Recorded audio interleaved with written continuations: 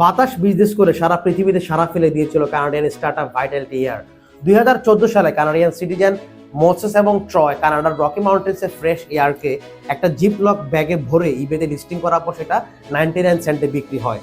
পরবর্তী তারা সেম এমন একটা বাতাসের ব্যাগ বিক্রি করে $168। তারপর তারা সিরিয়াসলি ফ্রেশ বাতাসের বিজনেস করার ব্যাপারে চিন্তা করতে থাকে এবং জন্ম নেয় ভাইটালিটি এয়ার। ভাইটালিটি এয়ার মূলত কানাডার রকি মাউন্টেন্সের বাতাসকে কম্প্রেস করে ক্যানের মধ্যে ভরে $32 পার ক্যান বিক্রি করতে শুরু করে। প্রথমে চায়না এবং আস্তে আস্তে অন্যান্য দূষিত শহরগুলোতে তারা এক্সপোর্ট করতে থাকে এবং 14 সালে শুরু করার পর 17 সালে তারা 2 লাখ ক্যান বাতাস বিক্রি করতে সফল হয়।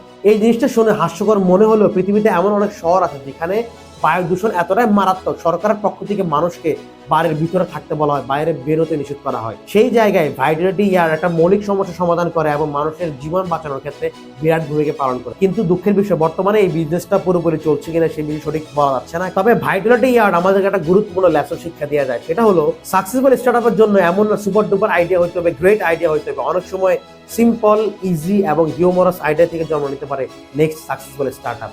এমন সুন্দর সুন্দর বিজনেস স্টোরির জন্য ফলো করুন, লাইক করুন, সাবস্ক্রাইব করুন আমাদের এই চ্যানেলকে। আসসালামু আলাইকুম, সবাই ভালো থাকেন, আবার দেখা হবে।